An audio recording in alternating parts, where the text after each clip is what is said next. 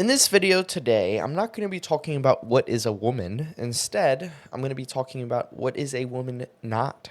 There's a popular view that a woman is just a person who identifies as a woman. In my opinion, this view is nonsense. And I don't mean the word nonsense in a negative way. I'm not saying that this definition sucks. Instead, I'm saying that this definition literally is nonsense. It's like if you were to say, James, what do you think about cats?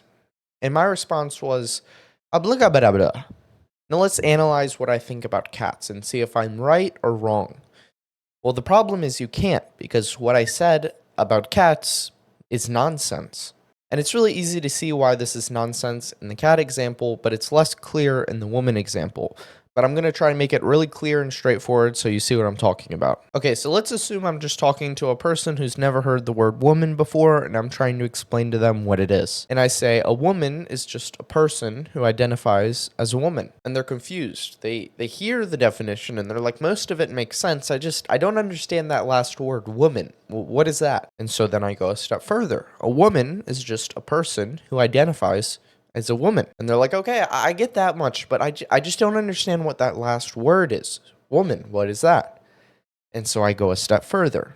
Well, a woman is just a person who identifies as a woman. So you might be noticing the problem here, and that's that this definition is going to go on forever. We actually never get a complete definition. All we have here is that a woman is a person who identifies as a person who identifies as a person who identifies as a person who identifies all the way to infinity. So that's the main problem here. It's that the definition is circular, and thus you lead to an infinite definition, and thus you never get any complete definition.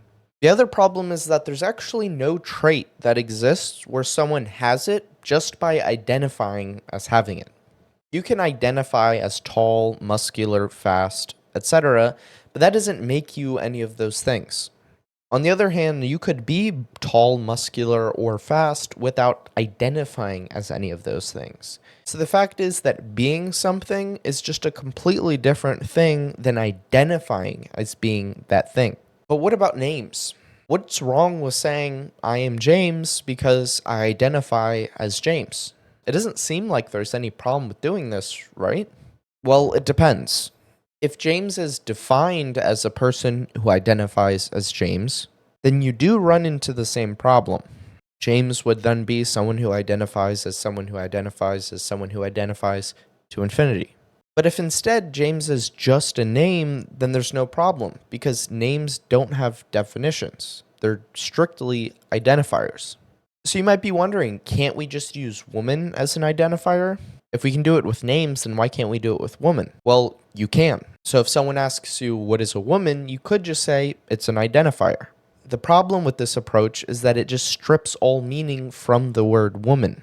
If someone were to tell you that they were a woman, then you would have not really gained any new information other than that woman is their identifier. So then woman would just be a thing that you call them, but it doesn't mean anything other than it's what you call them. But at that point, what's the difference between that and their name? Woman at this point just becomes basically a second name, which seems kind of pointless. So now to conclude, what is a woman not? Well, a woman is definitely not a person who identifies as a woman. That logically just doesn't work. And a woman probably shouldn't be just strictly an identifier, because it just becomes pointless at that point. That is my take on what is a woman not.